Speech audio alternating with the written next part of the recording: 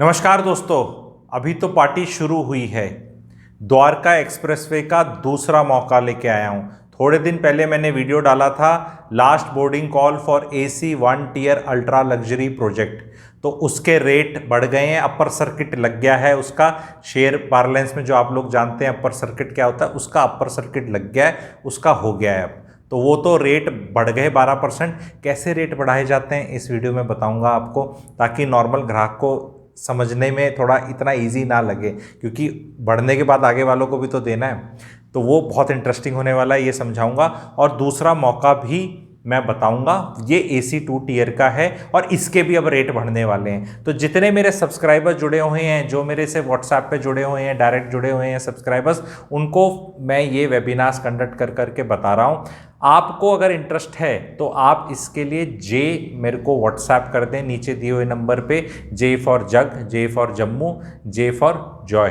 ठीक है, तो आप मुझे व्हाट्सएप कर दें। हम स्टार्ट करते हैं कि जो रेट बढ़ गए। AC 1 टियर अल्ट्रा लग्जरी के रेट कैसे बढ़े जी? 6 लाख रुपए का कैशबैक दे रहे थे, वो विड्रॉ कर लिया। 500 रुपये पर स्क्वायर फीट रेट बढ़ा दिया बेस प्राइस, उसी से 10 लाख के करीब रेट बढ़ गया।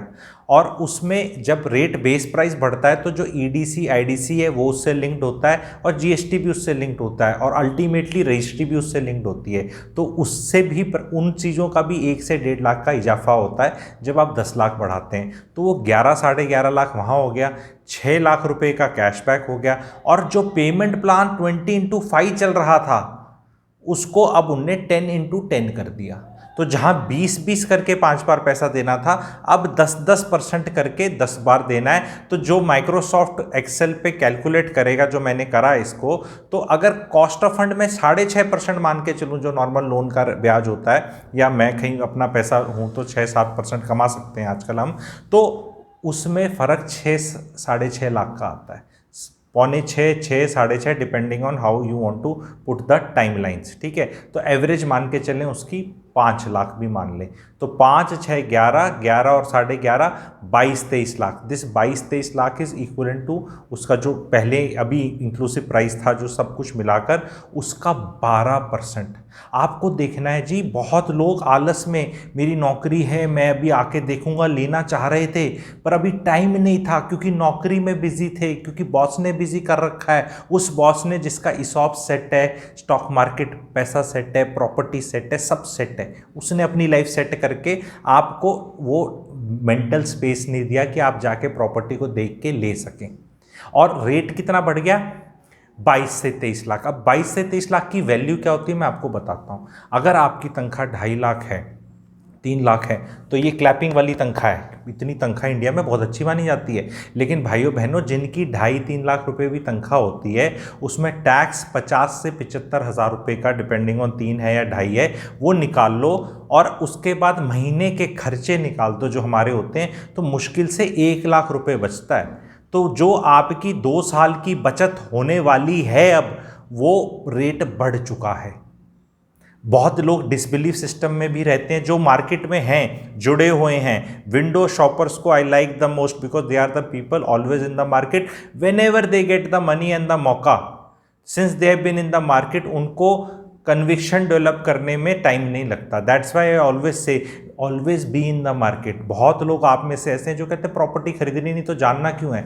भैया, ब्रोशर्स और कॉस्ट शीट इकट्ठे करो, जैसे कभी स्टैंप और कॉइन्स इकट्ठे करते थे।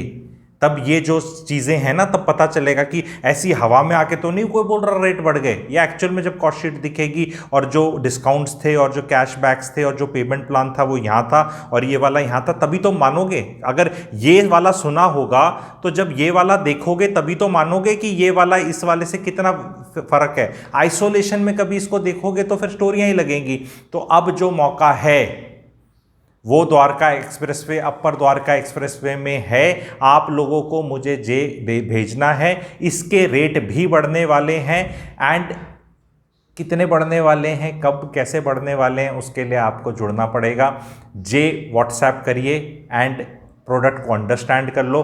प्रोडक्ट को अंडरस्टैंड करने का टाइम आ चुका है। जितनी भी इन्वेंट्री आगे लाइंड अप है, जितनी भी लाइंड अप है, वो जो इनके रेट यहाँ है और ये यहाँ कर रहे हैं, वो यहाँ पे है। ये गैप अप ओपनिंग बोलते हैं ना, जैसे ये गैप है, तो वो जितनी इन्वेंट्री यहां सारी अब्जॉर्ब हो जाएगी। रीसेल में किसी को नहीं बेचना।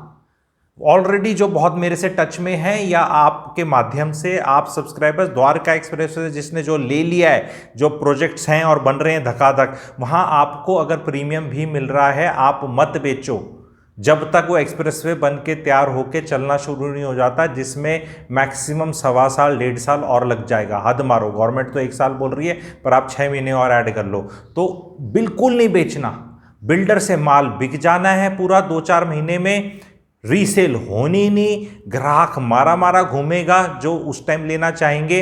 और वो जो बड़े लॉन्चेस आएंगे 13,000, 14,000, 15,000 रुपये स्क्वायर फीट वाले जो लाइंड अप है, जो आएंगे, तब इन वालों की वैल्यू बहुत वैल्यूएबल लगने लग जाएंगे। और आप मार्केट में जिनने खरीद रखा है उस पर एकदम क्या बोलते हैं वो कुंडली मार के बैठ जाना, कोई सारे के सारे जिनने ले लिया है, और 2 साल बैठ जाना, ठीक है। और वो जो प्राइस आएगा वो सारा फिर जैसे पानी होता है ना, एवरेज आउट हो जाता है, वो अपने आप यहाँ एवरेज हो जाएगा, ठीक है। तो ये सलाह दोनों तरफ से बैटिंग करके मैं बता रहा हूँ। इंटरेस्टिंग टाइम्स हैं, देखना और सुनना तो बनता है। Thank you very much.